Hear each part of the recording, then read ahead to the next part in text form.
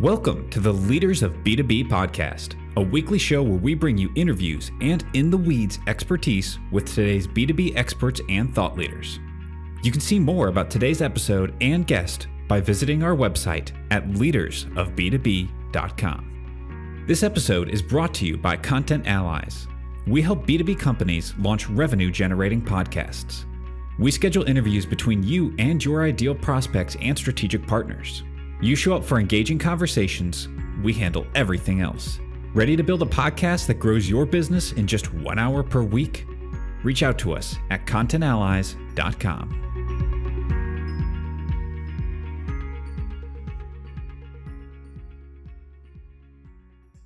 Hey leaders, this is Ledge. Welcome back to Leaders of B2B. My guest today is Shawn Olds. Funny thing is, we tried to do this once before.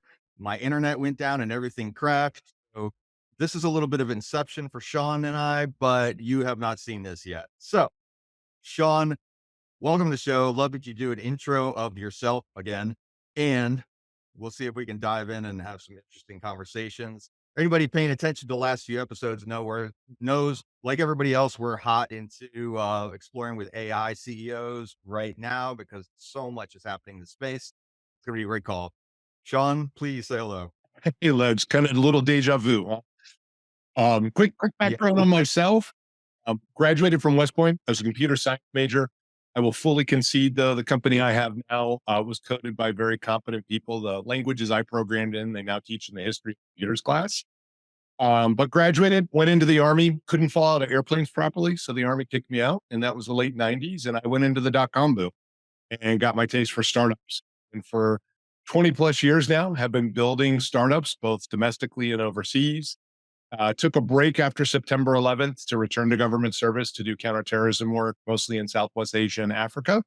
But after that, went back to building companies again. I've remained focused on that.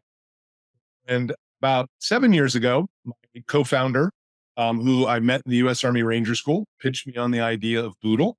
And it was one of those too good to pass up opportunities. One, the opportunity to work with one of my best friends, and two, to take part in our generation's next revolution, which is artificial intelligence. So jumped in with both feet, and we've been moving forward ever since. So talk about boodleAI, right? There's obviously like everything has AI in the name now, and you just drop AI into your pitch deck and you get the mythical check. It's not really like that, but it's what the joke videos are. I mean, it's gone so fast into the hype cycle that there's memes and jokes about the hype of AI. Meanwhile, I'm talking to CEOs who've been doing this for 7 years and are finally like, for God's sake, at least it's in the zeitgeist now and people understand what we're trying to do it and talk about. So I mean, there's so much interesting stuff there, right? For a business that didn't just spring up because somebody typed, write me a business plan in chat GPT, which is a little too recursive and, matrix for my planning, but yeah. Tell the story because I think that's important. Absolutely. And the great thing is it is now in the common vocabulary of people. When I used to give speeches on AI before it became cool a year ago with the launch of ChatGPT, I'd ask crowds, how many of you have actually used AI in the past week? And very rarely did more than 10% of the hands go up.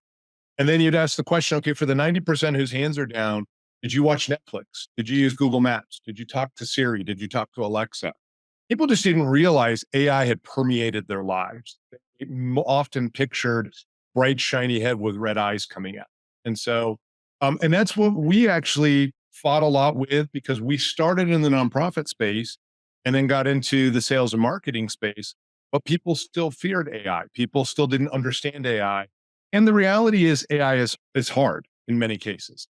And that was one of the great things with the advent of ChatGPT and Bard and Claude and all these others, is that it gave a very easy way for people to interact with AI in a way that they've never been able to do before. And so now people without a computer science degree, without a data science degree, who are working a variety of different jobs can now use AI to help make their work life and their personal life better. And so with boodleAI, what we tried to focus on was defining people's affinities towards causes or towards products, and then helping companies or nonprofits find their best donors or their best customers using predictive analytics. With the advent of generative AI, we're able to take those predictive analytics that are powered by AI put a generative AI interface on them. And now instead of people needing to be able to figure out how to use an interface like our legacy one, now all they need to do is take the question they have in their mind, put it onto a keyboard, and then let generative AI go through, in our case, 35 billion proprietary insights on how people donate or consume in this country to get the exact answer they need as they need it. Right. In that interface layer of generative AI is, sort of, I think what people were trying to do for years of, oh, I'll stick a bot in front of it. And of course, it's completely useless. And it was all designed, they were decision trees. And you kind of, as long as you put an answer that it knew what to do with, then it wasn't going to fall off, arrow to nowhere in the flow chart. And now we're, sort of embodying these with more ability to communicate in human natural language terms, which frankly is how, people think, right? So like the big challenge with, years and 20 years ago, I was working in, big data and then it was machine learning and, data warehouses and data lakes and, all these things that companies were becoming able to do. And we quickly realized it's really easy to put, you know, terabytes of data into a thing.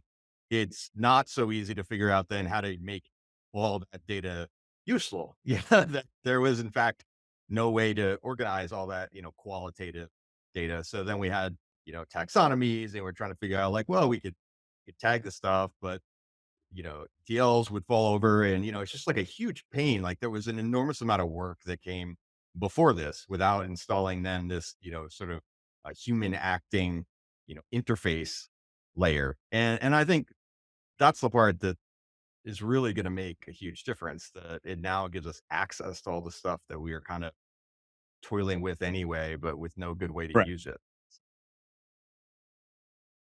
So you did the AI thing. It was kind of crazy 7 years ago. As an entrepreneur, I'm guessing that sort of done lots of crazy things that other people weren't ready for at the time. And timing is everything, right? Like I can look at my pile of unexecuted ideas from 25 years ago, like, damn it, I invented that and they are worth like $1 billion now. But I invented it in my brain and I didn't actually do anything. So, as somebody who's done a bunch of startups and had successes and you've got a list of things you invest in and I think like you've painted that picture of hey, a lot of people want to be Shawn when they grow up, so then I'm always interested in like lessons learned along the way there and about timing and about making decisions, because I also know that waiting for the snake ice to catch up is painful and expensive, also. And timing really matters. Yeah, just, tell some stories along that path, because what appears on LinkedIn and in the way you write your bio later, because you have to, isn't always the story. You seem like a guy that'll tell me the No, truth. no, fair enough. So first, I wouldn't say anybody wants to grow up to be me. It's as with everybody. I heard an adage once: we'll put the group put all of our problems into the center. We would pick out our own problems and walk away. And I think that's true. Um, but is you look at it, I mean, one of the funny things you talked about building things for people as they need it. We actually got told at the end of last year we had several suitors looking to buy us, and one of the CEOs of one of the companies that was looking said, most people try to skate to where the puck is coming to. You skated, unfortunately, to where the puck's going to be in 3 years. Uh, and it was true. When we launched, we were just 3 years too early. Generative AI was our saving grace. It was, and again, that's timing. But generative AI gave us the ability to take everything we'd invested over 7 years, plus an amazing team, and combine that with the power of generative AI to deliver far beyond fundraising teams and sales and marketing teams to people of all sorts. And that's been the great thing is we launched our alpha about a month and a half ago, is seeing how people use this. We had people using this for Bible study. We have people using this for bedtime stories at night, not just bedtime stories, but the art that goes with it. We have people using this for coloring books. So when you start to see the way people use it, one of the greatest things of being an entrepreneur is when your customer teaches you how to use your own platform and they start to evolve it for you and what can be done, and then share that with their ecosystem of friends. Um, as far as lessons learned, I think one of the biggest lessons learned always is just perseverance. You're going to get knocked down, and I had the good fortune of, as I said, attending West Point. Your whole plebe year is about being knocked down. The kids who matriculate into West Point were first in their class. They were football captain. They were Eagle Scouts. They were all these wonderful things in high school or coming out of the military. And it's all about breaking them down and building them up again. And then graduate from West Point, you think you're top of the world, and all of a sudden you're this lowly second lieutenant. And so you start back all over again. So one of the wonderful things, my formative years was built with being built up and being knocked back down. It's going into startups. There's a lot of that. You see people who rise to become paper millionaires and then all of a sudden have nothing. But it's that ability to pick yourself back up and understand who in your network, who in your ecosystem are the people you can rely on to help you do that. And I've been very fortunate through the years to have a very strong ecosystem of people that I could reach out to as I either started that next opportunity or needed help, where I was at that bridge with that opportunity I was in, and but for that external help, probably would have failed. Right, right. I mean, I can listen back to some times where I can remember conversations like, well, if I had listened to that mentor who sat me down like with the best of intentions and told me a thing, and I was like, nah, I got this, and like I lost like $1 million.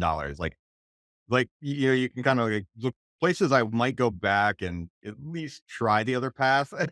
There's a lot of those like mentors, advisors.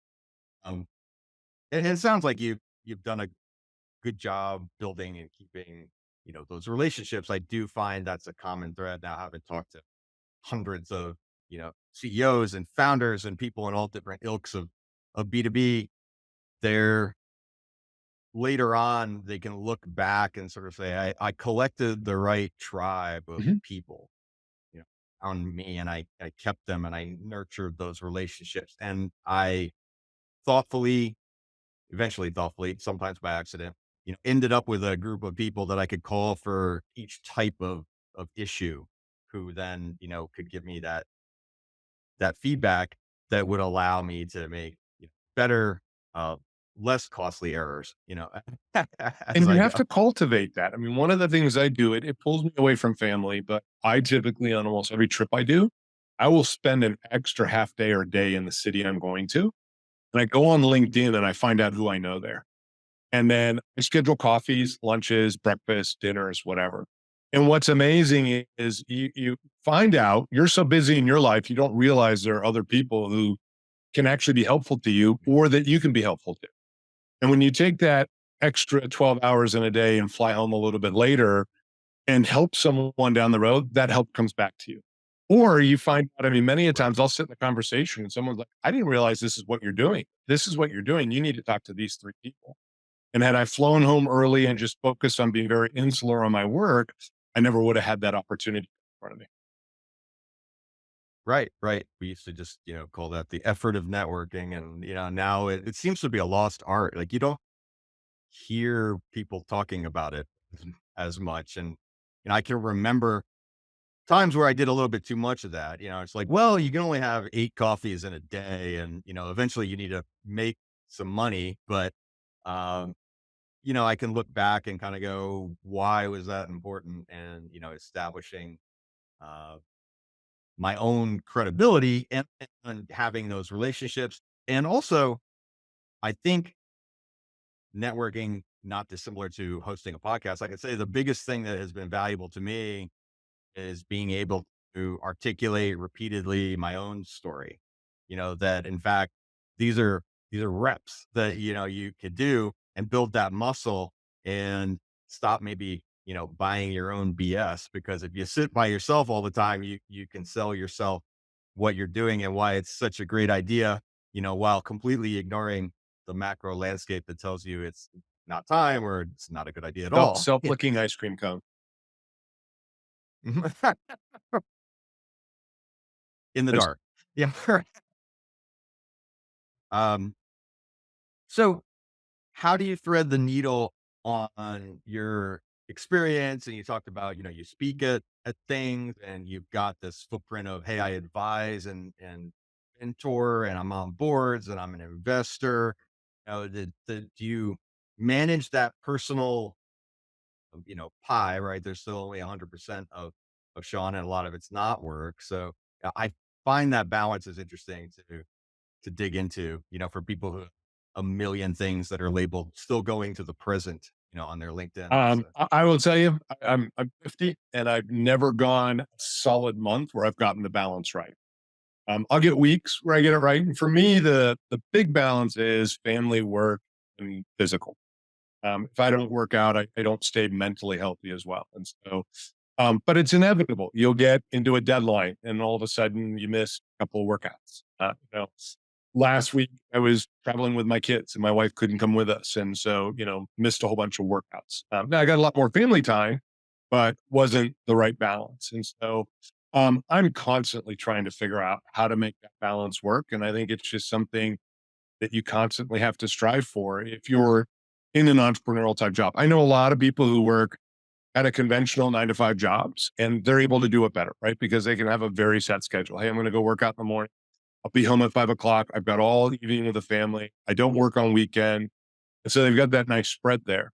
As an entrepreneur, you're always going to have something come up. You're going to have that investor who calls and needs to talk to you right away. You're going to have something that breaks in the product and you need to fix it right away. And at the time, you've just got to readjust your priorities. And as you said, thread the needle for that point in time, and then step back and be able to say, okay, how do I get back into the rhythm that's right for me, right for my family, right for my job, and right for what I need?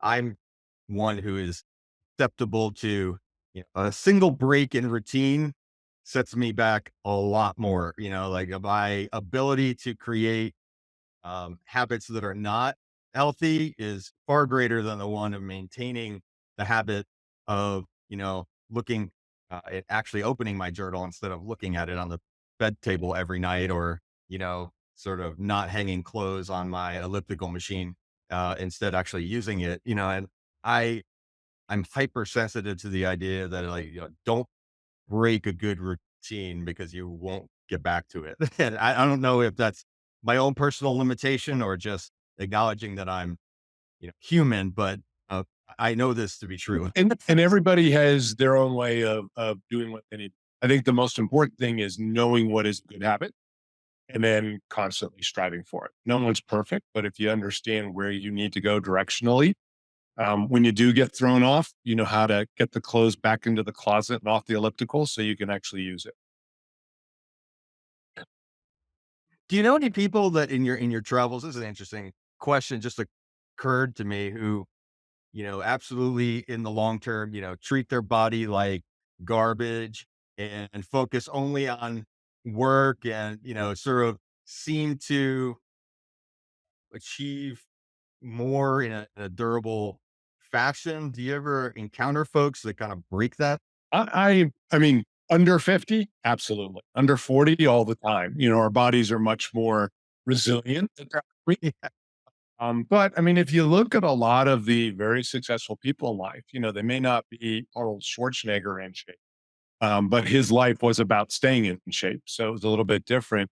Right. But if you look at some of the most successful people, they've been able to find that balance. And I bet if you talk to every single one of them, they would tell you they lost the balance at some point, but they found a way back to it. But I think Right. especially as people get older, and I was kind of surprised when we started Boodle, I was 43 at the time. And at the time, the average age of a startup entrepreneur was 46, which kind of shocked me. Mhm. I always thought it was in the 20 range, but they're older. And I think a lot of it is those older people have kind of gotten to a point in their life where they understand what is right. They know that going into doing something entrepreneurial is going to probably force them off that, but they at least have a muscle memory built there that they can move back. Yeah, I can say there's a clear trend line of people who were endurance athletes, or, went through some type of like that military type of development that you talked about, the hard training and all those things. There's something about that early training. If you spent your teens and 20s getting the crap beat out of you by a coach, where you just had to drag your butt up off the ground and keep going after you threw up, there is something there that you can't have just, sort of program computers your whole life or not talk to anybody, or, it's like there's a endurance that seems to apply to entrepreneurship. And I'll also say, I always say you know, starting businesses is hard, but not nearly as hard as parenting, so that seems to have added a layer of all kinds of wisdom that, you can bring along and along that balance front. Yes. You do see a lot of technical founders who end up passing the baton on to someone who ends up, as you said, parenting the company and shepherding along to its future path. Absolutely. So go back to the business. We talked a little bit off mic, and this is interesting. I had remarked that I went to boodleAI and just reading about the company, and you all are in a transition point, and you alluded to that. Hey, we weren't sure what the company was going to be doing, and the advent of Gen AI allowed us to retrench and develop a new platform, which is going to release soon, and then we can get our salespeople kind of back in business there. And I have to think that that's a little bit scary, and, the ability to kind of go, we're going to turn everything off and, if not pivot, redesign around a new messaging and, kind of not sell. Like, what? You're not going to sell? Oh, well, then you're fully in product mode, for a while, and maybe existing customers are paying the bills. But I suspect a lot of people are facing that now, Absolutely. that, we've had a paradigm shift. It's a real paradigm shift. It's not NFTs or some other sort of flash in the pan or clubhouse or whatever, but this is a real thing, and you had to make a decision. So how did that go? Yeah, no, I mean, as a successful entrepreneur needs to be able to understand when the business isn't going to move forward or how it can actually move forward. One of the single best angel investments my wife and I have ever made was into a company many years ago, was called Troop Swap, when we invested in it. And the CEO recognized it wasn't going to grow in the way he thought it was going to grow. But as part of what he was doing, Troop Swap was basically a Groupon for the military, because Ritz Carlton would never put their rooms on Groupon because it degrades the brand. But Ritz Carlton is happy to give veterans and military people discounts. And so idea was there. But as Groupon started to decline after I made my investment, we realized Troop Swap was probably going to follow and needed to find another path. Well, one of the things Blake Hall, as the CEO over there, one of the things he consistently got asked was, well, wait a minute, how do we know that Shawn Olds is actually a veteran? Back then, 10 years ago, there was no way to do online identity verification. And so he evolved that company into ID.me, which is now a unicorn doing extremely well, has identity verification for a bunch of states and a bunch of different areas. And so taking a page out of that book, when we got to the beginning of the year and understood the power of generative AI, we actually have gone through two evolutions in less than 6 months.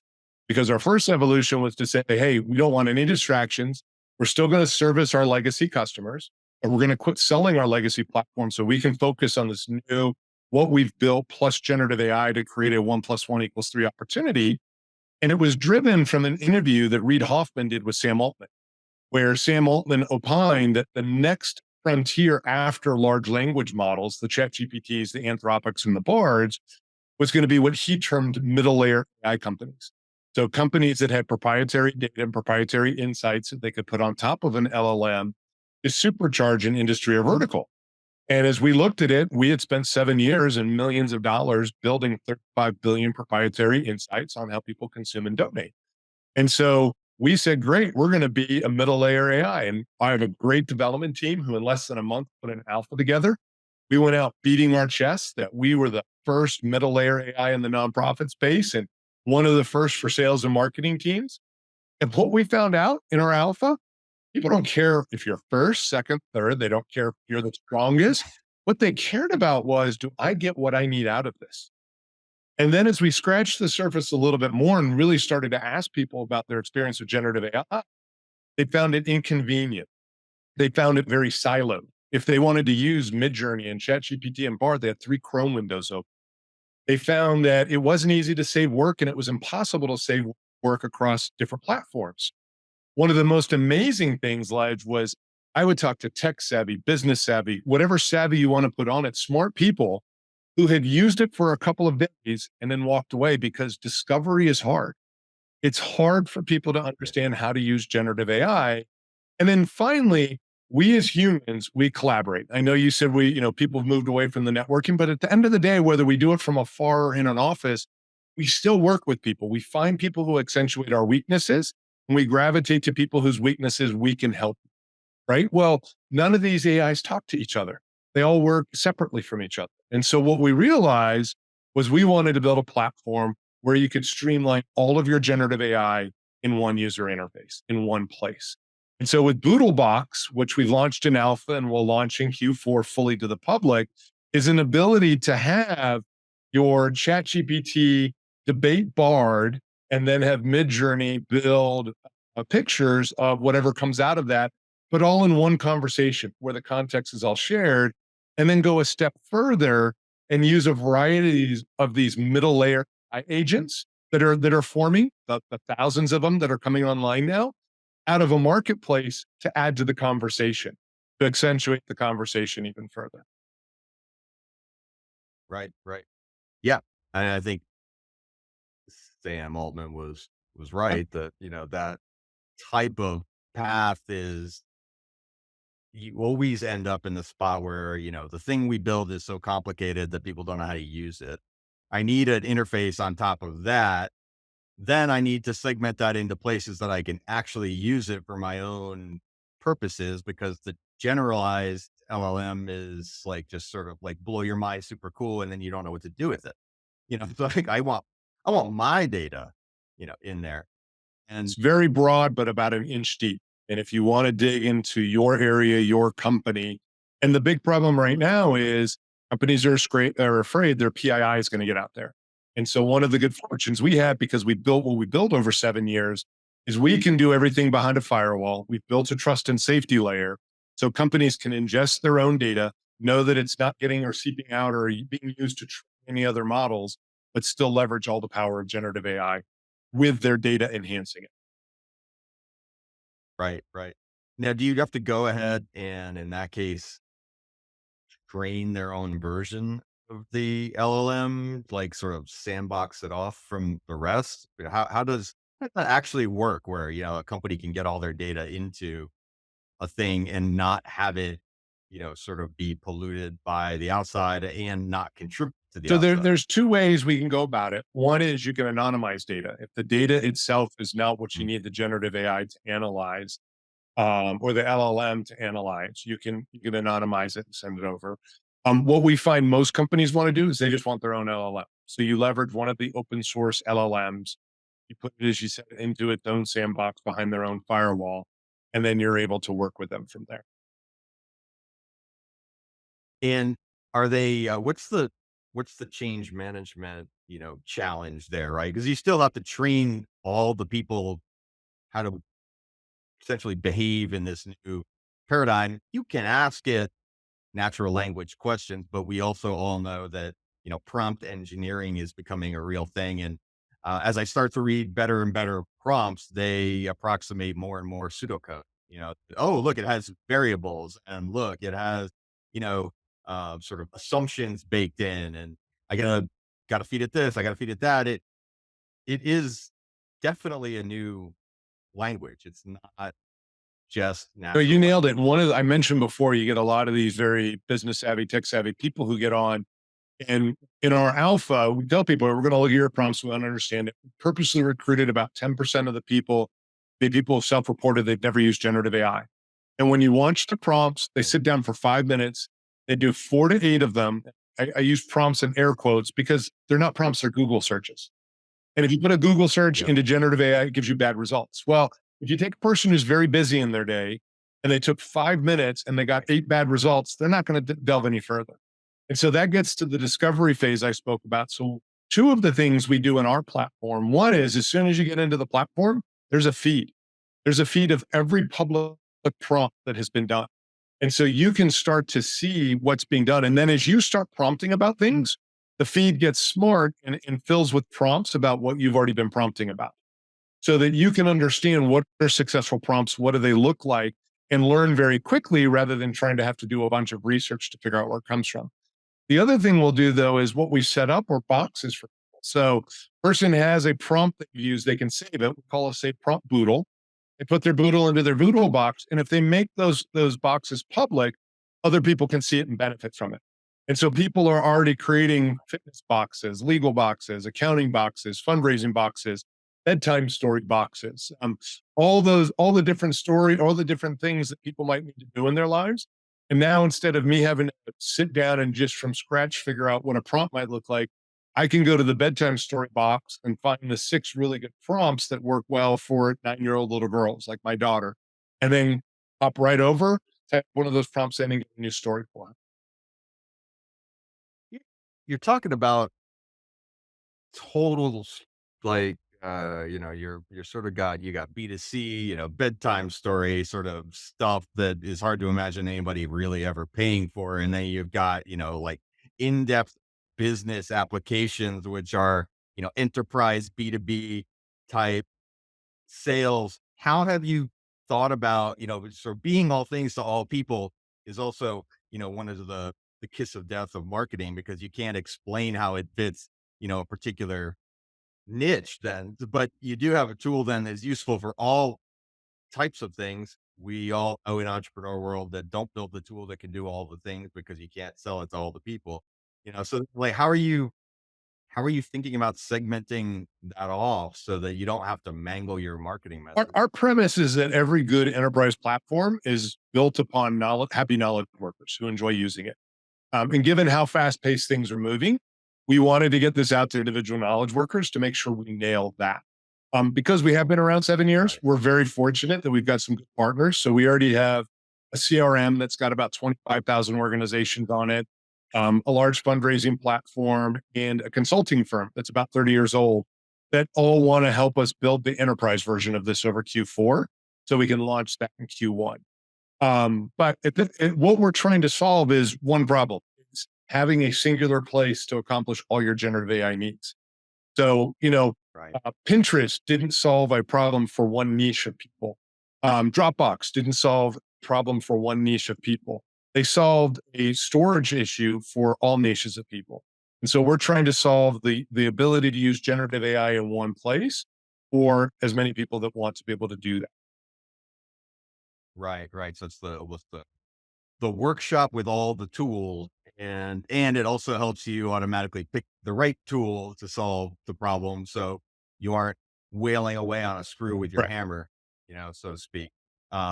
Which happens all the time with point solutions for, I mean, there's like, you look at the stack even for a small company doing $1 million, forget about billion, plus dollar companies, the stack of point solutions and SaaS that you get charged for on a monthly basis. And it's always like, does anybody know what that is? And do we need to keep paying for that? And, I think that point solution middleware problem, it's just, it haunts, every business, because you want the best of breed, but then you have this like massive integration problem. Potentially this type of solution can kind of help take that heuristic decision making off the table and just go, look, we have the right solutions at the right time, and this thing is now smart enough to choose the right one to get the input And from. and this is one of the things as we talk to CISOs of large corporations, the two biggest things they deal with, one is security. We satisfy that with the trust and safety layer. But the other thing they run into is, well, it seems like every month one company is outpacing the other, right? Bard announces something that's going to put OpenAI and Anthropic out of business, and then next month Anthropic's going to put OpenAI it's Bard out of business. And so the CISO is like, well, if I make a decision to lock into one and they're not the one, now I got to go do a whole new integration. By being able to integrate with Boodlebox, what they're able to do is know that we're bringing all these integrations together. So it's one integration. Doesn't Right. matter who ends up the winner or who ends up most dominant or delivers the best. Or if 18 months from now, someone delivers something just perfectly suited for their business, it'll be integrated into our platform so that they can tap into it through that integration they've already done. How are you choosing which tools make the threshold for integration? Is it based on customer requests or some kind of like priority roadmap? I mean, you could go on to Product Hunt and spend the rest of your life integrating everything that ran up the charts, but you have to have some kind of decision making around which things are valuable to integrate and which are just not going to make it. How I do you mean, do the that? hope is as we open the marketplace in Q4, people are going to come to it and put their own things in. Now we've gone out and we're in the process of recruiting about 100 products. And those middle layer agents that we're recruiting and helping to get in there, and we're doing a lot of the work to get them in there. They're being recruited because our alpha testers told us they want. They told us, oh, if I had this information, that'd be much more valuable. If I had this intel, that would be great. And so going out and talking to those providers and trying to get them into the platform is where our focus is. Once we get a good base of people, the marketplace should fill itself. And then it's a typical marketplace. People are going to come onto our platform and decide, I like that, I don't like that, and they'll select what they need. Right. Check the boxes on the things I want. And anybody that's thinking about a marketplace business model, that mechanism there is basically saying like, the only way to do a marketplace is to subsidize the supply. What's nice is like from a legacy business and client and relationship standpoint, you have demand that is telling you if you're going to have to subsidize supply to make your marketplace viable so that other people want to buy from it, at least start with the ones that we like, so that demand over time being built from an audience that was sort of doing other things and now layering on top of that. Like that's a unique position that a new marketplace is never in. And you can spend an outrageous amount of money subsidizing the supply and burn up all your VC and then be called, a ride sharing app. And but it's not profitable, at all. and uh, so that's an interesting thing that I run into a lot. It's like, marketplaces and dual-sided business models or network-based business models, they're only valuable when everybody uses it. So you do have the problem of, the who bought the first fax machine and what did they do with it? And which I guess dates us now because probably people don't even know what a fax machine is anymore. uh, so you talked about personal balance. You talked about, sort of the business and the constructs of, all those things. When you pull all that together and kind of go, wow, we just made a big pivot and, like we're focusing on a certain development and we need to do now, kind of go to market. What does the next couple of years look like? Because that is a big turning point, a big pivot in the business. I'm focused on the next couple of months right now because we've got to. Yep. Right. I mean, the market's going to tell what the next couple of years looks like. If you had asked anybody that question where we're in October, right? You asked anybody that question a year ago, OpenAI hadn't launched ChatGPT yet. No one had generative AI in their business plans for their future, and now every major company is talking about it. McKinsey announced they launched their own internal one, and companies across the board. We're doing an A round right now, and it's been interesting. We've had venture capitalists who have turned us down because we don't fit their thesis, but then ask us, "Hey, but can we have access to your platform?" So it's validating that the platform is needed, but a year ago, none of those VCs had generative AI built into their 1 year plans. So our next couple of quarters is probably as far out as I would look right now and feel comfortable saying this is where we're going. And our next couple of quarters is getting this launched to the individual knowledge user next month and nailing it. And then building out over Q4 the enterprise version of this and getting that launched in Q1 and really nailing that. And then seeing what happens in the market, seeing what new middle layer AI comes up, seeing what the LLMs decide to do and how they further train or what new ones launch. And then seeing how the marketplace fills out and what that demand is. As I mentioned earlier, what are our customers, our future customers going to teach us? How are they going to come to us and tell us, we could be doing better for them and for a large segment of society? And there are interesting things out there. I mentioned before, we've been very big in the nonprofit space. One of our best nonprofit customers, when I showed her what we're doing, she's like, "Oh, you've got to have a Dungeons and Dragons box." And I'm like, "Does that still exist?" And she opened me up to forums of millions of people who still play Dungeons and Dragons. And this is actually really well suited for it. And so we will have a Dungeons and Dragons box. So you're gonna have to like enterprise pricing models and consumer, sort of at the same time? I mean, your sort of Dungeon Dragons group isn't going to pay the same as what, a $30 billion Absolutely. company So will. on the consumer side, we'll have a freemium version, just like all of the large language models do. It'll be very basic, like they are. And then we'll have what we call Boodle Beyond, which will get you into the ability to bring in your own data securely, bring in your documents securely, and then open you up to the entire marketplace where you can then make decisions what out of the marketplace you need to do what you need. And so there are middle layer companies around Dungeons and Dragons that are being built. And so someone wants to buy the Dungeons and Dragons bot for $5.99 a month so it can talk to Claude and also talk to Midjourney and be able to do whatever they would like to get done. A consumer would be able to come in and do that for a nominal fee a month. On the flip side, for the enterprises that want to have their own bespoke enterprise, I won't say bespoke, but their own enterprise version behind their own firewall, they'll have their own enterprise pricing that they'll be able to do that as well. You have a really neat thing, and I think this type of business lends itself to a next level of customer discovery, because when every interaction with your end user customer is them typing what they want into a little box, that's a whole lot of awesome data. That's what people actually want.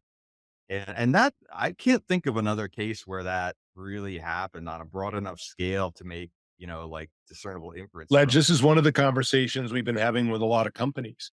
I mean, the prompt data. I mean, we tell people in our alpha, we are associating your prompts with you. We are reading them. Our plan is that once we launch, much like what Google claims they do, we will see all the prompts. We just won't know Ledge is the one who actually did the prompt.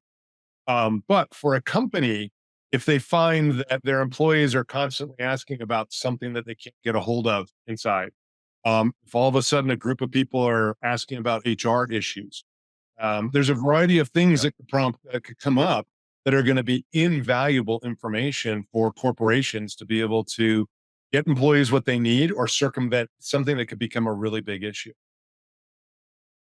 Right. And look at that. You're going to have all kinds of data. To all the HR providers are really going to be interested in who's asking for a particular service. Abs- So, yeah.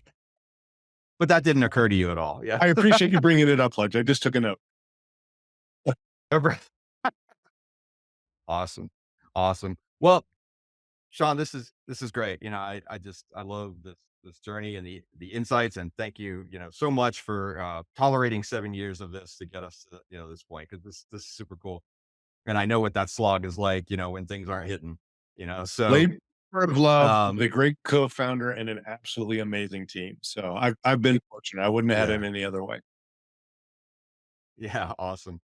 Um Before I let you go, I always have sort of the guests kind of go, okay, and maybe this has something to do with AI, maybe it doesn't, but from your seat as a B2B leader at this time in your unique context, what should be on the radar of everybody else who's listening, from a standpoint of their leadership role, like that maybe about something that everybody else doesn't know about just because you're the only one who's doing you.